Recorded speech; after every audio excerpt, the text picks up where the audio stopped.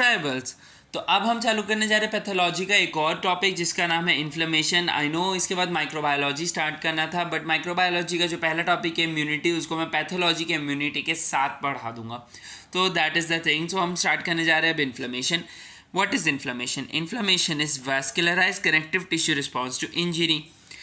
अब इन्फ्लेमेशन के टाइप्स क्या क्या है? Types are both acute and chronic type. अब अक्यूट टाइप में हमें क्या देखने मिल रहा है कि अक्यूट टाइप में it is faster and shorter in duration, and chronic is slower and longer in duration.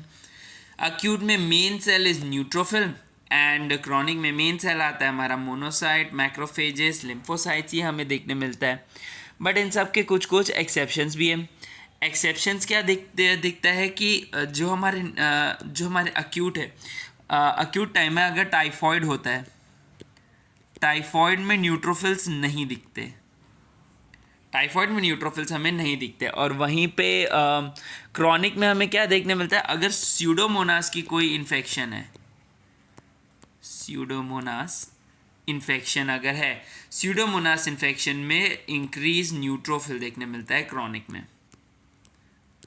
तो ये एक एक्सेप्शन हमें दिखता है। और क्या क्या दिखता है हमें? सबसे पहले कि prominent local science and symptoms, बहुत लोकल साइंस और सिम्टम्स बहुत प्रोमिनेंट होते हैं, और क्रॉनिक में यही science and symptoms less prominent होते हैं। और टिश्यू इंजरी और फाइब्रोसिस यहाँ कम होता है, और यहीं पे क्रॉनिक में टिश्यू इंजरी एंड फाइब्रोसिस बहुत होता है। तो ये हमें देखने मिल गया। साइंस ऑफ इन्फ्लेमेशन क्या क्या होता है? अक्यूट में अगर हमें कोई साइंस दिख रहे हैं तो वो होते हैं हमारे 5 साइंस। 5 साइंस क्या क्या होते हैं? सबसे पहला आता है रूबर। रूबर मतलब रेडनेस, ये जो रेडनेस दिख रही है ये।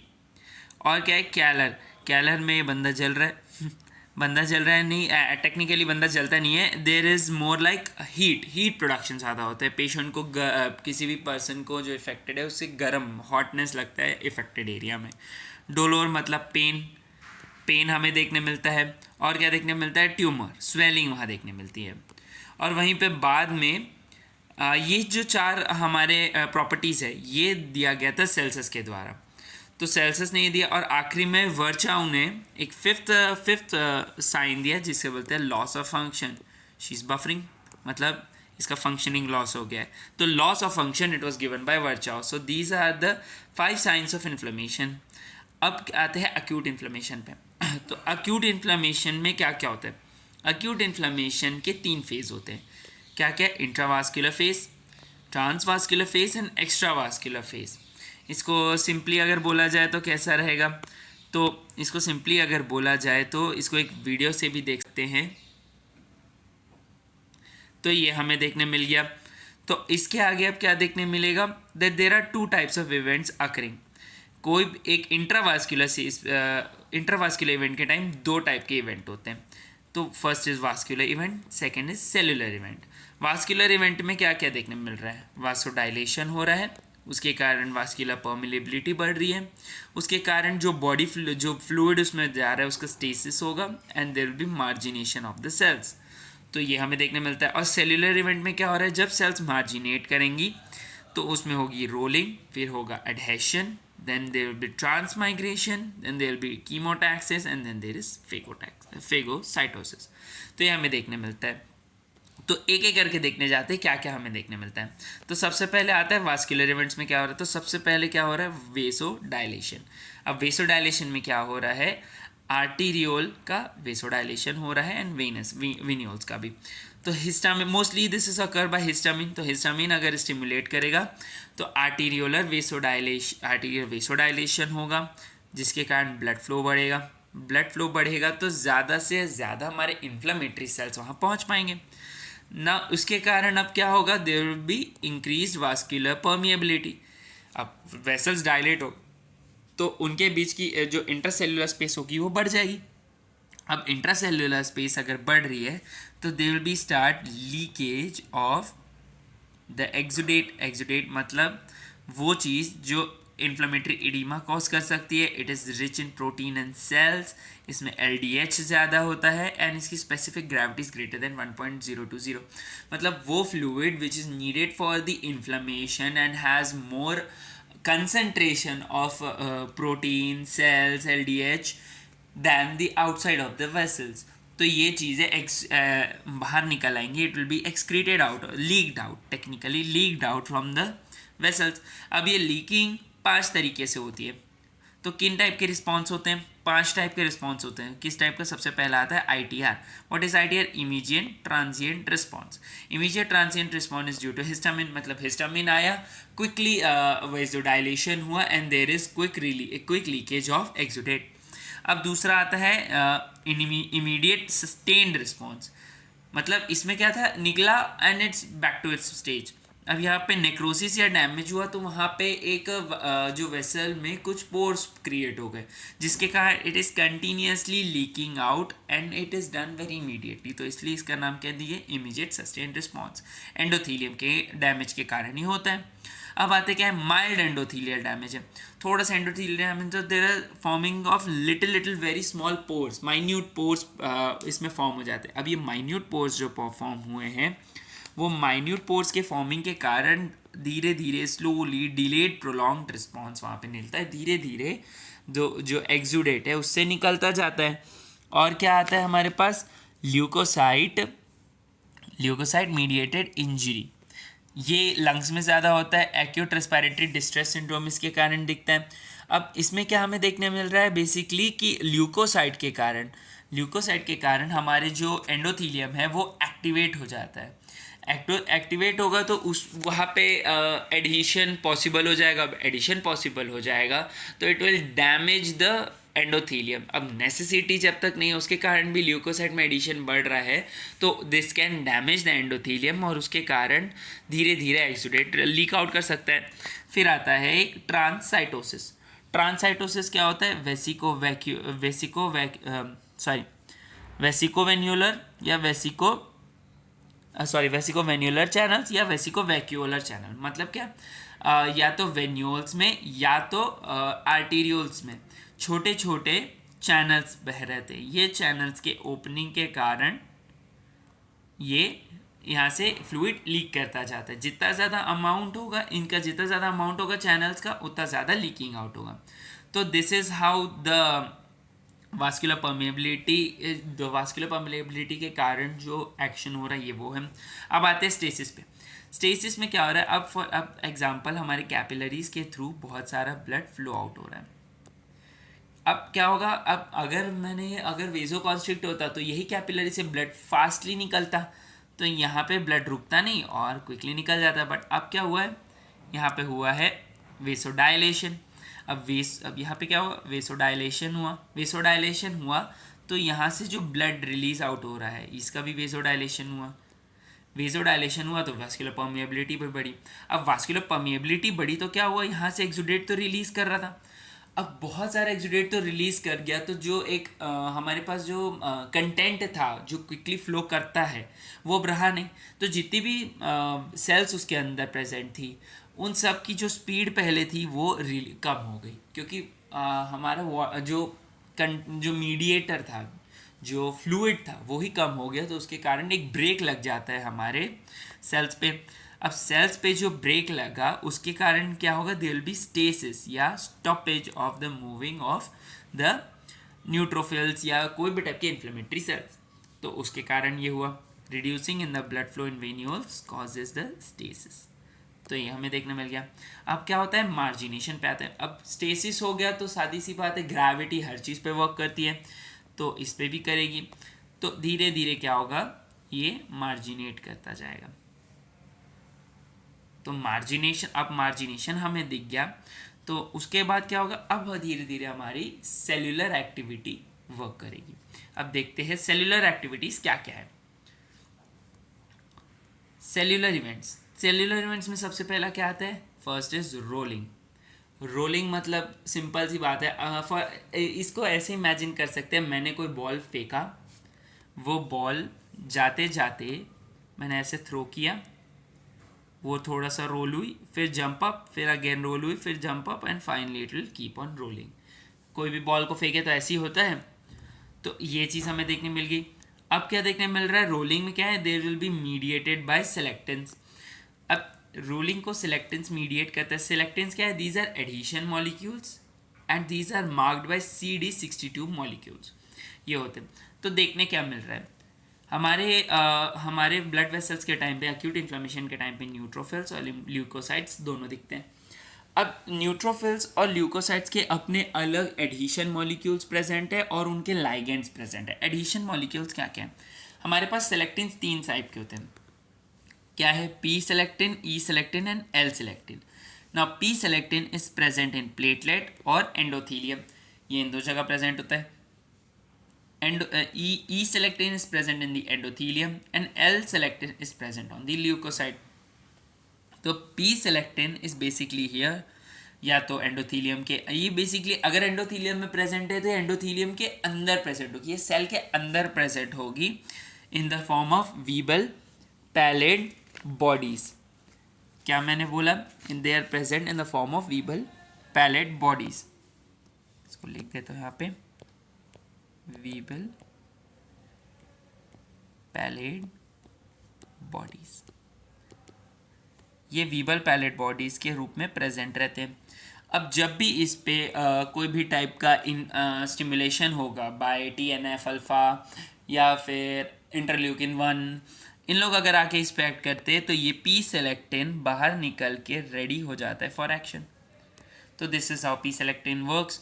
तो P selectin present and E selectin is easily present on the endothelium. ये endothelium पे present होता है ऊपर में and it is ready for action already.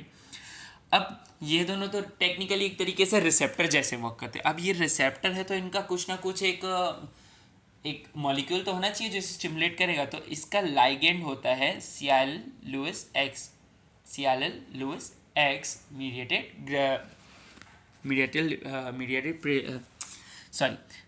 Lewis modified glycoproteins.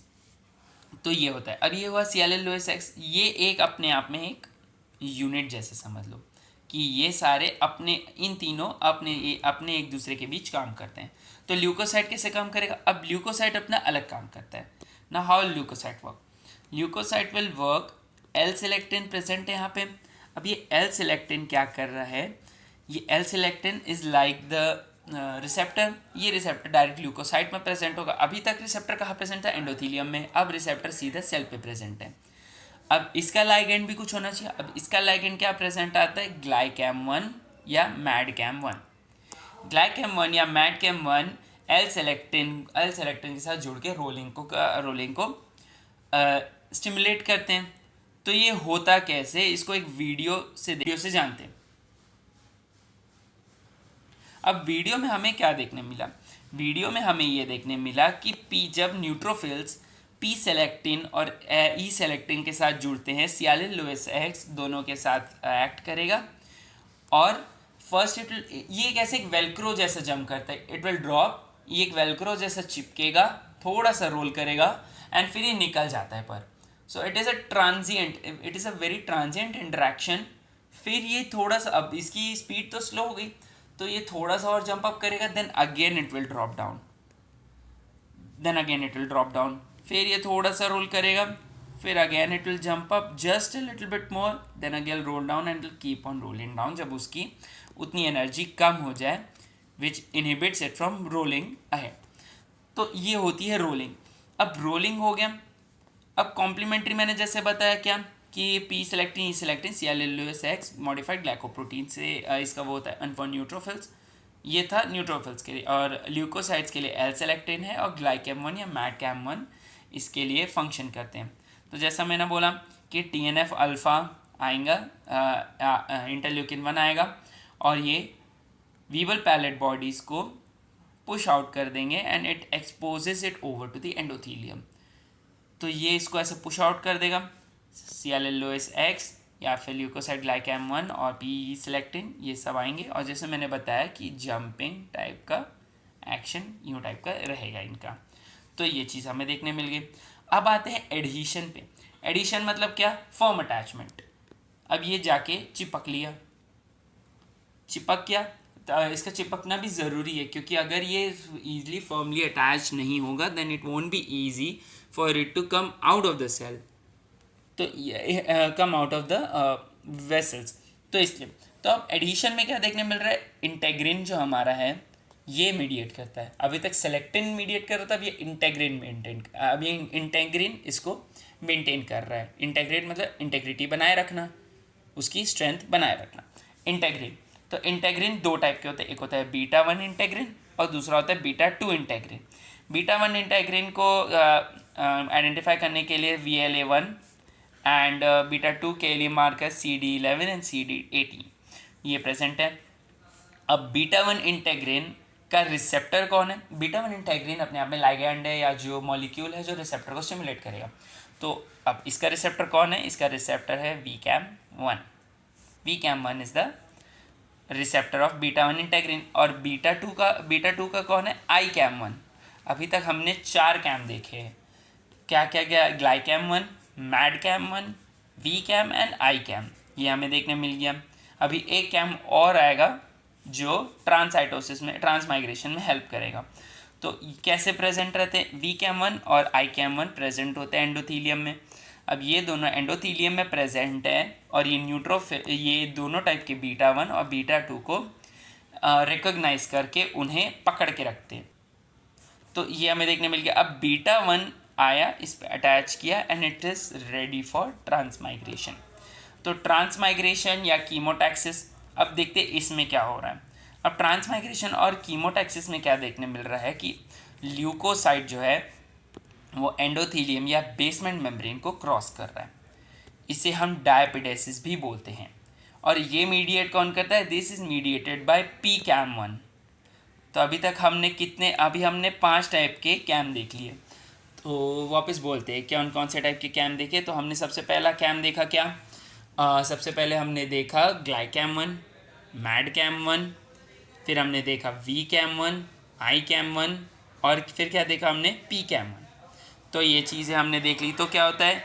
अडहेशन हुआ, जो हमारे इन्फ्लेमेटरी सेल्स है वो कोलैजिनेज रिलीज़ करेंगे which will break the basement membrane या the endothelium and it will be released out.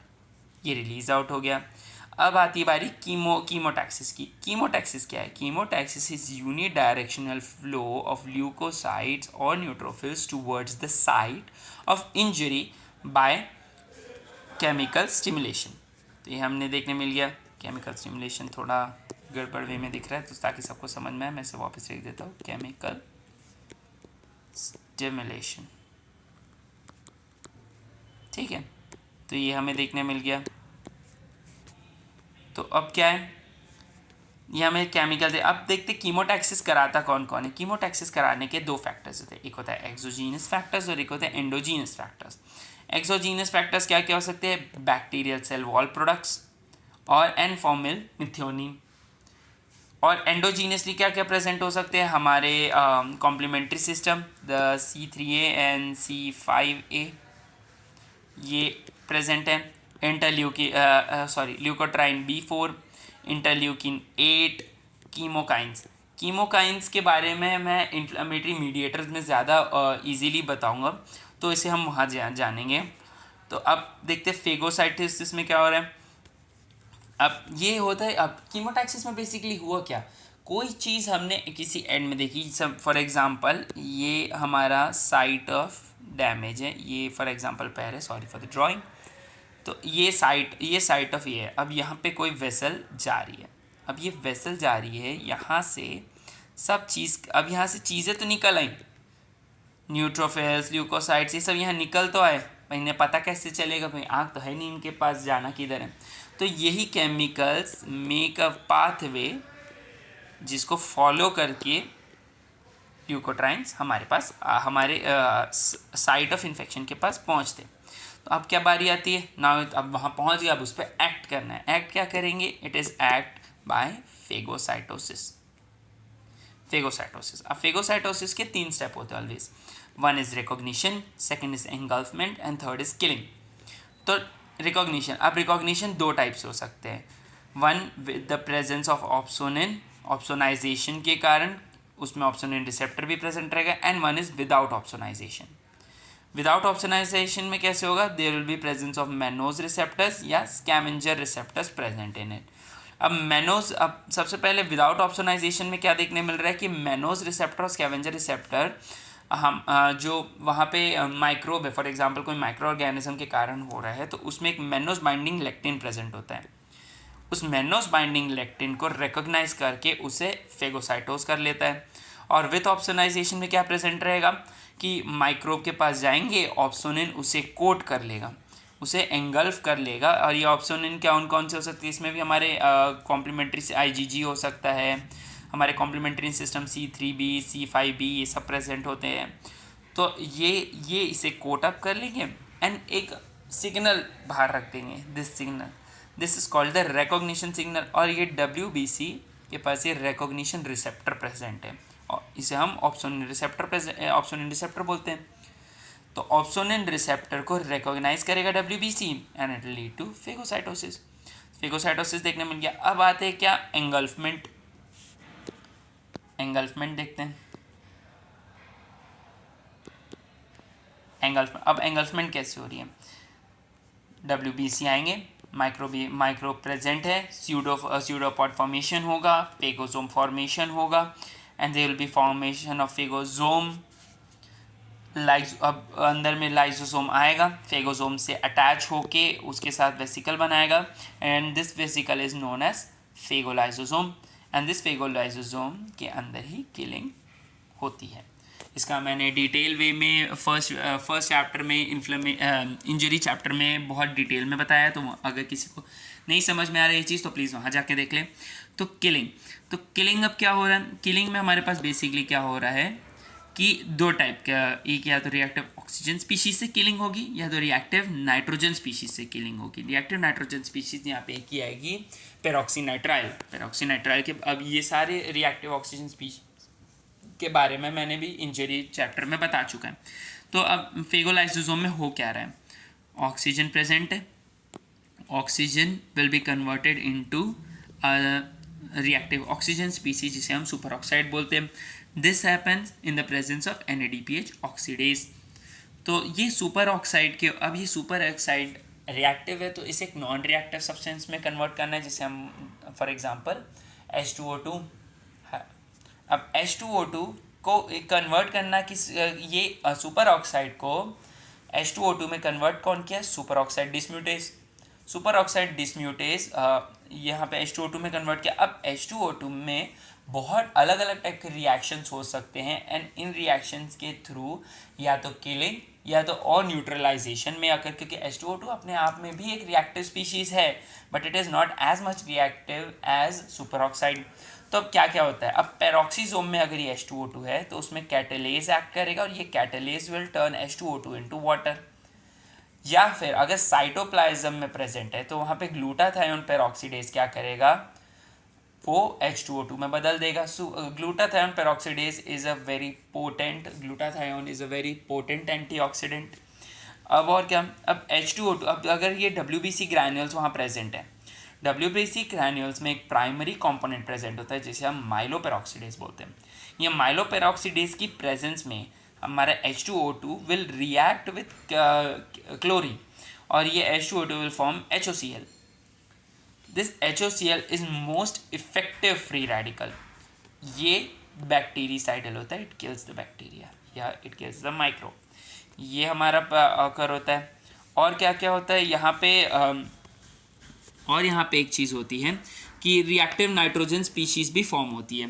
अब और क्या क्या होता है, फॉर एग्जांपल ये हमारा सेल है। अब सेल के अंदर क्या हो रहा है, H2O2 मैंने जैसे बताया H2O2 को कि पे बहुत सारे एक्शंस होते हैं। अब फॉर एग्जांपल यहाँ पे फेंटन्स रिएक्शन हो रहा है, फेंटन्स रिएक्शन क्या है, फेंटन्स रिएक्शन में H2O2 in the presence of Fe+2 ferrous ion के प्रेजेंट में H2O2 is converted into hydroxide free radical. Now this hydroxide free radical is most potent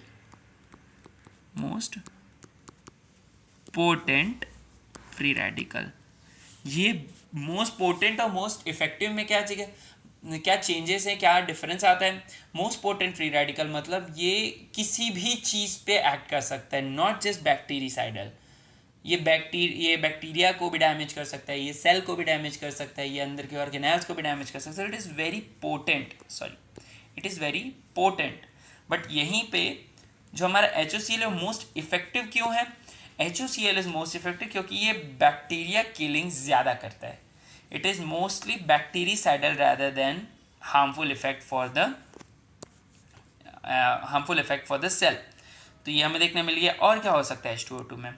अब H2O2 में अगर मैंने क्या दिया, NO नाइट्रिक ऑक्साइड दिया, तो इट इज़ कन्वर्टेड इनटू पेरोक्सीनाइट्राइल। ये पेरोक्सीनाइट्राइल भी बैक्टीरिसाइडल है। तो ये हुआ। अब क्या होगा? फाइनली किलिंग हो गया। अब पोस्ट किलिंग भी कुछ चीज़ें होती है। पोस्ट किलिंग क्या क्या होती है? Neutrophilic extra cellular trap formation या नेटोसिस भी बोलते हैं हम इसे। तो इसमें क्या होता है? It is formed by the neutrophils. इसमें क्या होता है? It releases for anti microbial substance, it releases by the anti microbial substances. It traps the extent of microbes. अगर माइक्रोब वहाँ प्रेजेंट है तो इसे ट्रैप की तरह फॉर्म करेगा। और ये बनता कैसे? जो हम नेटोसिस के बारे में मैंने हमारे फर्स्ट चैप्टर में मैंने बता दिया था, इंजरी वाले चैप्टर में, कि आर्जिनिन और डैमेज सेल्स के हिस्टोन से एक ट्रैप, एक नेटवर्क जैसा बना देता है। And it traps the inflammatory cells and the microbial cells inside the net. अब ये नेट के अंदर प्रेजेंट रहेगा तो ये एक्सटेंड नहीं होगा, ये हर जगह जाएगा, ये और एक्सटेंड होने से बचेगा। और क्या क्या हमने देखा? एम्पोरिपोलेसिस भी हो सकता है वहाँ पे। एम्पोरिपोलेसिस मतलब cells within cell appearance. It is cause by phagocytosis. But emperipolesis का मैंने फर्स्ट चैप्टर में मैंने बताया था कि सेल एंगल्फ तो करता है बट किल नहीं करता। तो ये हमें देखने मिल गया। तो ये दिखता कहाँ है? ये रोजे-डॉफमैन सिंड्रोम में हमें देखने मिलता है। यहाँ पे टेक्निकली हिमेटोलिम्फॉइड सिंड्रोम जैसा होता है। यहाँ पे लिम्फ नोड, जो ईयर के पास लिम्फ नोड है वो स्वेल अप हो जाता है। और यहाँ पे एम्पेरिपोलेसिस जैसे, फॉर एग्जांपल ये फेगोसाइटोसिस, यहाँ अंदर सेल प्रेजेंट है बट वो किल्ड नहीं है, वो वैसा का वैसा प्रेजेंट है वहाँ पे, बस वो किल्ड नहीं है। यहाँ पे भी बहुत सारे ऐसे दिख रहे हैं। तो ये चीज़ें हमें देखने मिल गई। अब और क्या हम देखने मिल रहा है? Now this is about our, so this is basically all about our acute inflammation. अब एक्यूट इन्फ्लेमेशन में हमें क्या अब एक्यूट इन्फ्लेमेशन के बाद हम देखेंगे क्रॉनिक इन्फ्लेमेशन। तो thank you very much everybody. Please like, support and subscribe. Thank you tribals.